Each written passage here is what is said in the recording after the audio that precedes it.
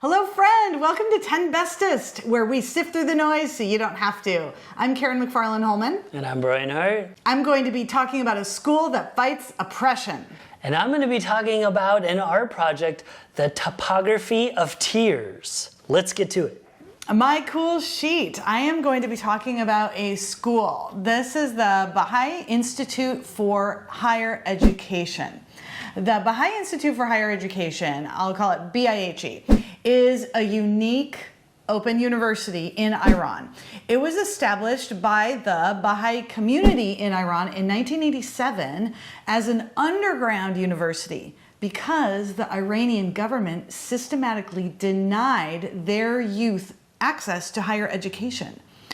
Currently, through a main faculty in Iran and also affiliated global faculty from universities around the world, BIHE offers a total of 40 undergraduate and graduate programs in sciences, engineering, business and management, humanities, social sciences, all across the board.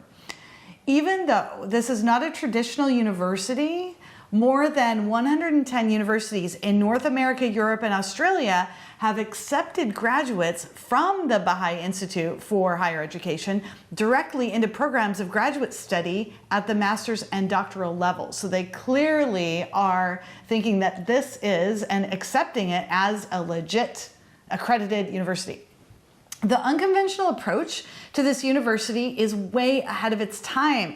It has been using a hybrid approach that combines online and in-person teaching for years, sound familiar? Which is now commonplace since the pandemic started.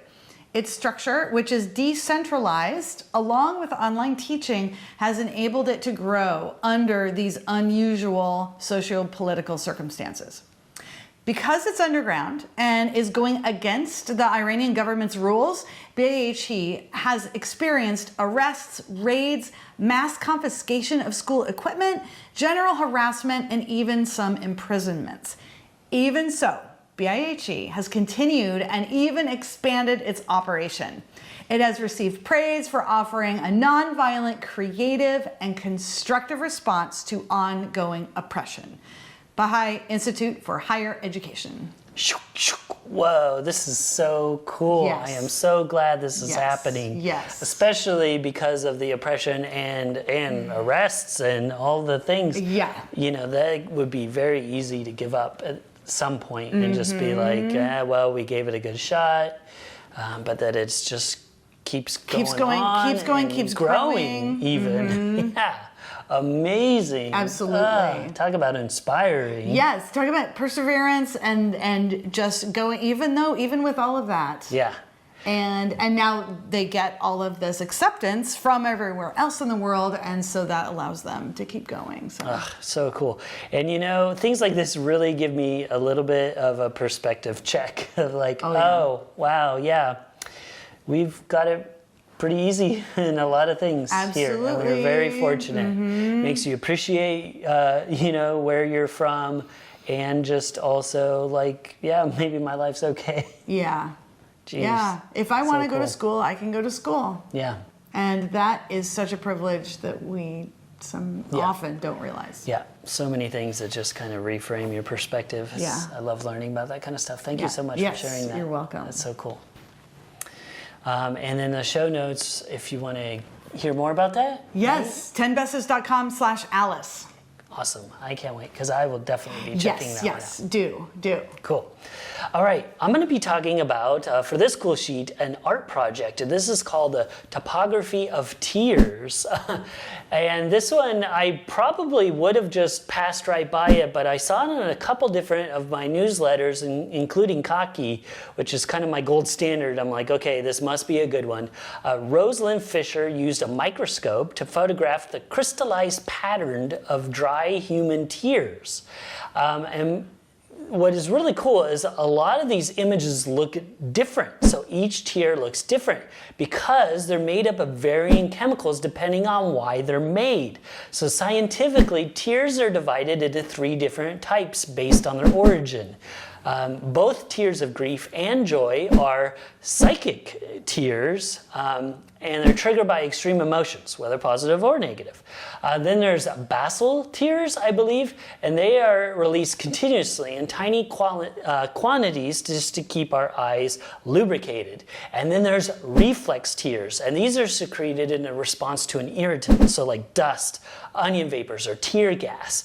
So I found it so fascinating that, first of all, I didn't know there was 3 different classes I should have known of tears. It was super fascinating, but that they all look really different. So they contain a variety of biological substances, including oils, antibodies, and enzymes, and they're suspended in salt water. But as Fisher saw, tears from each different category also include distinct molecules as well. So emotional tears have been found to contain protein-based hormones, including the neurotransmitter, I'm probably saying this wrong, leucine enkephalin. I'll have to have Karen do that one, which is a natural painkiller that is released when the body is under stress. Super fascinating. It kind of reminds me of snowflakes, how they're all individual and different, and they kind of look like this map of an imaginary world that needs to be explored. I really love it. This is called the Topography of Tears. Wow, this is amazing. And Yeah.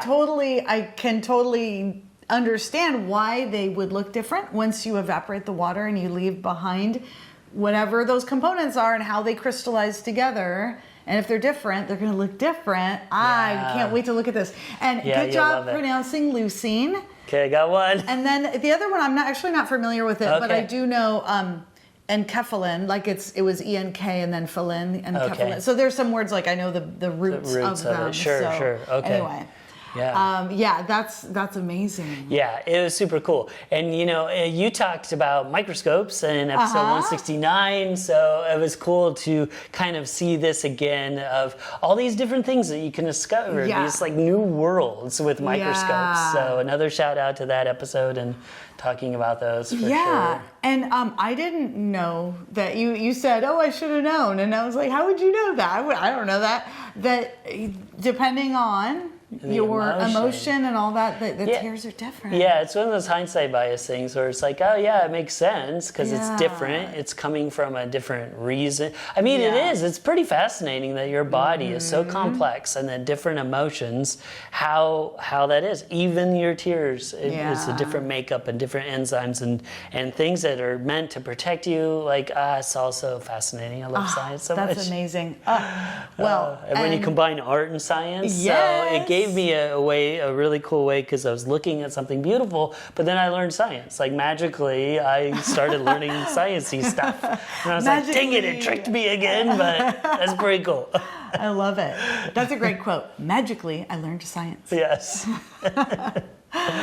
Oh, excellent. Well, I will be diving into 10bestest.com/Alice to learn more about what's it called again? Tears? Topography of Tears. Yeah. And she does have a book too, so you can even buy the book, like all this artwork in book form, which is really cool as well. So links to all of those things will be on our website for sure. Lovely. Thank you You're very so welcome. much. Yeah, my pleasure. Thank you for joining us, friend. I'm Karen McFarland-Holman. And I'm Brian Hart. Comment below and tell us about a school you know of that is helping a community. And let us know in the comments below, what's one of your favorite art projects? If you're enjoying this show, please give us a like and share it with a friend. Stay tuned tomorrow for another great episode. And don't forget to stay curious.